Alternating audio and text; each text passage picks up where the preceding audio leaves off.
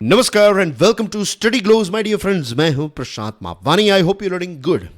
शराब के बारे में हमारे गांधी जी ने यह कहा है, alcohol makes a man forget himself and while it's effects last he becomes utterly incapable of doing anything useful.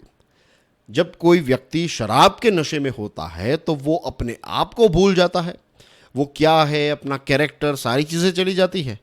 और गांधी जी ये भी कहते हैं कि वो कोई भी प्रोडक्टिव चीज़, कोई भी इंपॉर्टेंट चीज़ जो है, यूजफुल चीज़, वो करने के काबिल ही नहीं रहता है। वो ये भी कहते हैं कि those who take to drinking, जो शराबी होते हैं वो अपना जीवन तो बर्बाद करते हैं, अपने साथ साथ अपने प्रियजनों का जीवन भी बर्बाद करते हैं। तो यू कैन ईजिली से कि गांधी जी जो हैं वो शराब के बहुत बड़े विरोधी थे। और हमने देखा है मुन्ना भाई एमबीबीएस फिल्म में कि जो 2 अक्टूबर पर ये जो दो कैरेक्टर्स होते हैं वो शराब की बात करते हैं और कहते हैं कि नहीं, ये जो 2 अक्टूबर है ये ड्राई डे है। तो गांधी जी का जो जन्म दिन है वो हमारे देश में लगभग सारे राज्यों में ड्राई डे के तौर पर सेलिब्रेट किया जाता है। नाउ डियर फ्रेंड्स, हम अल्कोहल के बारे में क्यों बात कर रहे हैं? क्योंकि अब एक डिसीजन लिया गया है दिल्ली मेट्रो रेल कॉरपोरेशन के द्वारा कि अब दिल्ली मेट्रो में अल्कोहल अलाउड हैं। तो आज सबसे पहले हमें यह समझना है कि ये जो टॉपिक है ये हमारे लिए इंपॉर्टेंट क्यों है। गांधी जी की बात आई है तो कॉन्स्टिट्यूशन और पॉलिटी के पॉइंट ऑफ व्यू से ये टॉपिक आपके लिए बहुत ही इंपॉर्टेंट है। फिर कुछ दूसरे भी रीजंस हैं, एक राज्य सरकार की इनकम के पॉइंट ऑफ व्यू से, law and order, women's safety and public health के पॉइंट ऑफ व्यू से, और जनरल अवेयरनेस के पॉइंट ऑफ व्यू से भी ये पर्टिकुलर टॉपिक जो है वो आपके लिए बहुत ही इंपॉर्टेंट बन जाता है। आगे बढ़े उससे पहले डियर फ्रेंड्स, एक बहुत ही इंपॉर्टेंट बात, डॉक्टर मयूरिका दास ने एक डार्क साइकोलॉजी का कोर्स तैयार किया है। क्या होता है कि हमारे जीवन में कई बार मैनिपुलेशन का हम शिकार बन जाते हैं, राइट। फॉर एग्जाम्पल, अगर आप ये नहीं करेंगे तो मैं आपके साथ रिलेशन नहीं रखूंगा, नहीं रखूंगी, अगर आप ये करेंगे then you are my best friend, you know. तो ये सारी चीज़ें जो हैं ये मैनिपुलेशन का ही पार्ट है। अब ये तो कुछ सॉफ्ट चीज़ें हैं, कुछ जगहों पर मैनिपुलेशन जो है वो बहुत ही डार्क तरीके से हमारे ऊपर यूज़ किया जाता है। और ये जो मैनिपुलेशन है इसकी इम्पैक्ट हमारे पर लंबे समय तक रहती है। तो ये सारी चीज़ों को अच्छी तरीके से समझने के लिए, अपने आप को अपग्रेड करने के लिए, use this course that is dark psychology. अब इस पर डिस्काउंट भी चल रहा है, डार्क 40 कोड यूज़ करेंगे then you will get discount. ये कोर्स कहाँ पर अवेलेबल है? स्टडी ग्लोज के मोबाइल ऐप पर अवेलेबल हैं। तो now dear friends, let's move on. अब सबसे पहले तो हम इस न्यूज़ आइटम को ब्रीफली समझ लेते हैं कि क्या डिसीजन लिया गया है। दिल्ली मेट्रो रेल कॉरपोरेशन का पुराना रूल जो था वो ये था कि अगर आप दिल्ली मेट्रो में ट्रैवल कर रहे हैं तो आप अल्कोहल को कैरी नहीं कर सकते। Let me tell you one thing very clearly, alcohol पीना जो है वो दिल्ली मेट्रो में बिल्कुल अलाउड था ही नहीं, लेकिन आप कैरी भी नहीं कर सकते। अगर आपकी बैग में अल्कोहल की बोतल है और आप पकड़े गए तो फिर आप पर केस हो सकता है। लेकिन एक ऐसी लाइन थी जहां पर यह अलाउड था and that is airport express line. समझा जा सकता है कि कोई फॉरेन से आ रहा है या फिर कोई दूसरे राज्य से, कोई दूसरे लोकेशन से आ रहा है और उसने एयरपोर्ट पर से ड्यूटी फ्री शॉप में से अल्कोहल खरीदा और वो एयरपोर्ट एक्सप्रेस लाइन में ट्रैवल कर रहा है तो फिर वो अलाउड है। लेकिन दूसरी जो लाइंस हैं वहाँ पर ये चीज़ अलाउड नहीं थी, ये पुराना रूल था। अब CISF और DMRC की एक कमिटी ने इस रूल को रिव्यू किया और फाइनली इसको रिवाइज किया है। रिवीजन में ये है कि अब दिल्ली मेट्रो की सारी लाइंस में एक व्यक्ति, राइट, पर पर्सन 2 सील्ड बॉटल्स जो है वो कैरी कर सकता है। Pay attention to this word, sealed bottle. Bottle जो है वो हाफ नहीं होनी चाहिए या फिर उसमें से अल्कोहल थोड़ा पिया गया है और आपने फिर ढक्कन बंद कर दिया, तो इस प्रकार की बॉटल्स अगर पकड़ी गई तो फिर कार्यवाही हो सकती है, होगी ही, स्टार्टिंग के टाइम पर तो होगी ही। लेकिन सील्ड बॉटल्स जो है आप 2 बॉटल्स कैरी कर सकते हैं। यह डिसीजन जो है वो लिया गया है। And let us become very clear, drinking पहले भी अलाउड नहीं था और आज भी अलाउड नहीं है। पैसेंजर्स ये नए नियम के मुताबिक सिर्फ बॉटल्स कैरी कर सकते हैं, अल्कोहल को कंज्यूम मेट्रो के अंदर नहीं कर सकते। सो ये एक क्लैरिटी जो है वो हमें होनी चाहिए। नाउ डियर फ्रेंड्स, कॉन्स्टिट्यूशन के पॉइंट ऑफ व्यू से देखते हैं कि हमारा जो कॉन्स्टिट्यूशन है वो अल्कोहल को किस एंगल से देखता है। हमारे कॉन्स्टिट्यूशन में directive principles of state policy है और इसमें यह लिखा गया है, the state shall Endeavour to bring about prohibition of consumption except for medical purposes of intoxicating drinks and of drugs which are injurious to health. The state shall endeavor. मैं यहां पर शब्दों को और ज्यादा डीपर लेवल पर ले जाने की कोशिश करूंगा क्योंकि साथ साथ हम पॉलिटी की भी पढ़ाई कर रहे हैं यहां पर. तो एंडेवर का मतलब यह होता है, it's not for Endeavour. Endeavour का मतलब यह होता है कि आपको प्रयास करने चाहिए, आपकी कोशिशें जो है वो इस दिशा में होनी चाहिए कि वे सारे ड्रिंक्स जो इंटॉक्सिकेटिंग है, राइट, जो नशीले पदार्थ हैं, नशीले ड्रिंक्स जो हैं, ड्रिंक्स एंड ड्रग्स जो हमारी हेल्थ को ख़राब करते हैं, तो उन पर प्रोहिबिशन लगाने का एक काम जो है, कार्य जो है, उस दिशा में राज्य को आगे बढ़ना चाहिए. लेकिन मेडिकल पर्पसेस के लिए अगर इस प्रकार के ड्रिंक्स का या फिर ड्रग्स का इस्तेमाल हो रहा है तो दैट्स अ डिफरेंट थिंग, उसको एग्जेम्पशन दिया गया है.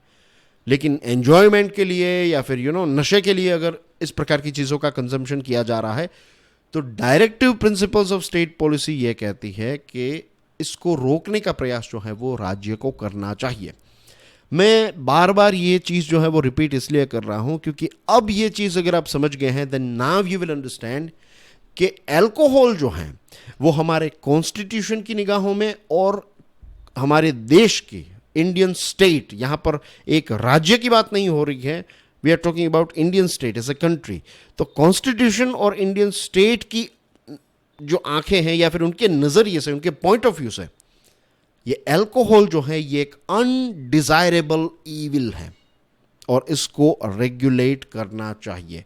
ये मैं नहीं कह रहा हूं, ये हमारा कॉन्स्टिट्यूशन और इंडियन स्टेट जो है वो कहता है कि अल्कोहल जो है वो एक प्रकार का शैतान है, वो एक अनडिजायरेबल इविल है और इसको रेगुलेट करने की जरूरत है.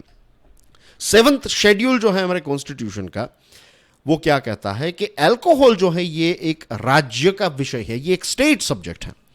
तो जो स्टेट लेजिस्लेचर हैं उनका ये अधिकार है, उनका ये राइट भी है और उनकी ये रिस्पॉन्सिबिलिटी है कि जो इंटॉक्सिकेटिंग लिकर्स हैं तो इनका प्रोडक्शन, इनका मैन्युफैक्चरिंग, इनका पोजेशन, ट्रांसपोर्ट, परचेज, सेल, ये सारी चीज़ें, ये इन सारे जो अल्कोहल के साथ जुड़े हुए ये अलग अलग जो चीज़ें हैं, तो इनके लॉज जो हैं वो बनाने का काम जो है वो राज्य सरकार को करना चाहिए. And this is the reason कि क्योंकि ये स्टेट सब्जेक्ट हैं तो इसकी वजह से ये हो रहा है कि हमारे अलग अलग राज्यों में अल्कोहल को लेकर अलग अलग रूल्स एंड रेगुलेशंस है और काफ़ी ज़्यादा कंफ्यूजिंग भी हो जाते हैं. So this is the thing कि अलग अलग राज्यों के अलग अलग laws when it comes to alcohol और अलग अलग इंस्टीट्यूशन में भी अब इस प्रकार के वेरिएशंस जो हैं वो हमें देखने को मिलते हैं. अब DPSP यानी कि directive principles of state policy की ही अगर बात को हम आगे बढ़ाएं तो DPSP जो है ये लीगली एनफोर्सिबल नहीं है. यानी कि डायरेक्टिव प्रिंसिपल जो हैं ऐसा नहीं है कि स्टेट्स को उन चीज़ों को फॉलो करना ही करना है. आप सुप्रीम कोर्ट में जाएंगे और कहेंगे कि DPSP में लिखा है कि अल्कोहल के ऊपर प्रोहिबिशन होना चाहिए, तो राज्य सरकार ऐसा क्यों नहीं कर रही है, तो वहाँ पर आप केस जो है वो हार जाएंगे क्योंकि ये लीगली एनफोर्सिबल नहीं है. इसीलिए जो एंडेवर शब्द है उस पर मैंने जोर दिया था. तो DPSP जो है ये एक प्रकार के गोल्स सेट करता है कि राज्य को उस दिशा में एक एस्पिरेशन रखना चाहिए कि नहीं, हम कुछ ऐसा करेंगे कि हमारे सिटीजन्स जो हैं उनका जीवन जो है वो और ज़्यादा अच्छा हो. लेकिन ये बैन जो है वो क्यों नहीं पॉसिबल, मीन्स क्यों कुछ राज्यों में बैन है और बाकी के राज्य हैं तो वहाँ पर ये अल्कोहल जो है वो अवेलेबल है. द रीज़न इज़ अल्कोहल जो है ये किसी भी राज्य के रेवेन्यू के लिए एक बहुत ही इंपॉर्टेंट रोल प्ले करता है. इसका अगर मैं एक एग्जांपल दूं तो MH यानी कि महाराष्ट्र जो है, महाराष्ट्र में मार्च 2020 में राज्य सरकार की जो इनकम है उसमें से 17,000 करोड़ रुपीस जो है वो लिकर रेवेन्यू से मिला और अप्रैल 2020 में इट वाज 11,000. तो एक महीने में इतना ड्रॉप क्यों? Pay attention here. 2020 मार्च में क्या हुआ था? कोविड लॉकडाउन आया था ना. तो कोविड लॉकडाउन जब नहीं था तो उस समय पर एक महीने में 17,000 करोड़ रुपीस महाराष्ट्र सरकार को सिर्फ लिकर पर जो टैक्स हैं वो सारी चीज़ों से मिलता था, टैक्स और सेस और ये सारी चीज़ें जो हैं तो उनसे 17,000 करोड़ रुपीस। और जैसे ही लॉकडाउन लगा तो ये रेवेन्यू जो है वो ड्रॉप हो गया, और उसके बाद फिर राज्य सरकार ने इस चीज़ को एसेंशियल कैटेगरी में रखा। और जब महाराष्ट्र में फिर से ये पब्स और ये जो अल्कोहल की जो क्या कहते हैं उसको, वाइन शॉप जो कहते हैं हमारे देश में, राइट, दुनिया के दूसरे देशों में इसको ऑफ लाइसेंस कहा जाता है, हमारे यहाँ पर इसको कॉमन नाम है वाइन शॉप। तो वाइन शॉप जब खोली गई तो एक ही दिन में महाराष्ट्र को 11 करोड़ रुपीस का रेवेन्यू मिला। तो यू कैन इमेजिन कि this is just one example कि अलग अलग राज्यों के लिए अल्कोहल जो है वो रेवेन्यू का एक बहुत ही इंपॉर्टेंट सोर्स है। अब हमारे कुछ ऐसे राज्य हैं जिन्होंने ये बैन लगाने की भी कोशिश की। फॉर एग्जांपल बिहार की बात करें तो बिहार में पहले अल्कोहल जो है वो इजीली अवेलेबल था, लेकिन फिर बिहार में ये इश्यू हो गया था कि जो मर्द हैं वो बहुत ज़्यादा शराब पी के पैसे वेस्ट करते थे, हेल्थ ख़राब करते थे, डोमेस्टिक वायलेंस और ये सारी चीज़ों की वजह से फिर वहाँ के जो चीफ मिनिस्टर हैं उन्होंने बिहार की महिलाओं को ये वादा दिया था कि मैं अल्कोहल जो है उस पर बैन लगा दूंगा। तो 2016 में बिहार जो है उसने ये बैन लगा दिया। गुजरात जो है, जब से इसकी स्थापना हुई है 1960 में गुजरात की स्थापना हुई, तो तब से गुजरात जो है वहाँ पर, means I am from Gujarat, तो हमारे यहाँ पर जो है वो अल्कोहल का प्रोहिबिशन है।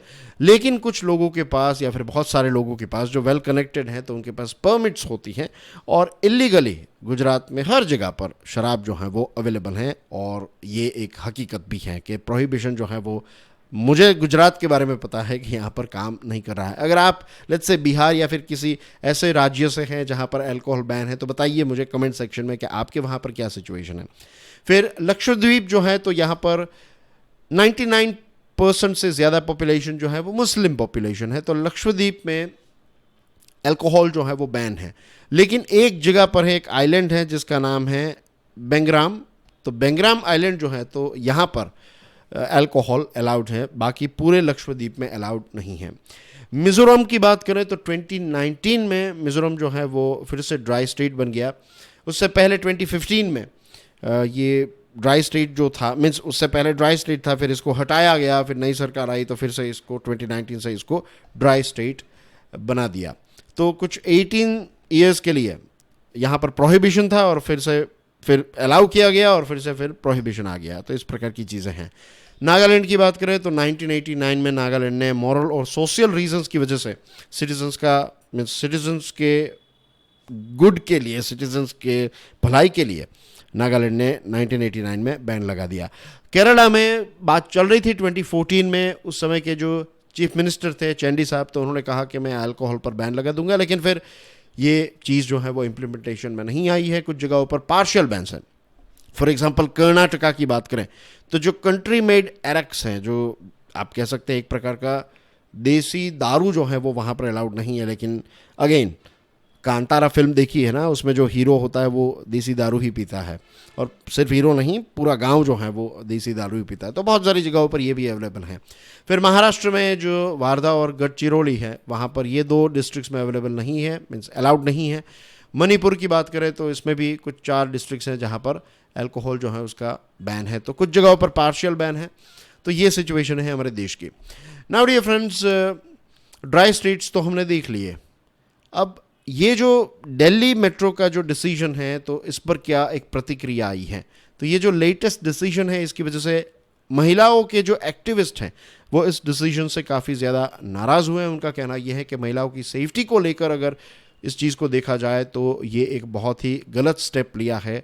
महिला एक्टिविस्ट और साइबर सेफ्टी एक्सपर्ट हैं एक मिस श्रीवास्तवा, तो उनका कहना यह है कि अल्कोहल जो है ये काफ़ी इन्फ्लेमेबल भी है, तो इससे फ्यूचर में आग लगने के चांसेस भी हो सकते हैं। ये भी उनकी बात थोड़ी लॉजिकल है, बट अगेन ये पॉइंट मीन्स हम रिजेक्ट नहीं कर सकते। इसी के साथ साथ उन्होंने ये भी कहा कि दिल्ली में आप किसी भी महिला को पूछिए जो पब्लिक ट्रांसपोर्ट का इस्तेमाल करती हैं, उनका ये दावा है कि 100% महिला यही कहेगी कि इस प्रकार का डिसीजन जो है वो नहीं लेना चाहिए था सरकार को।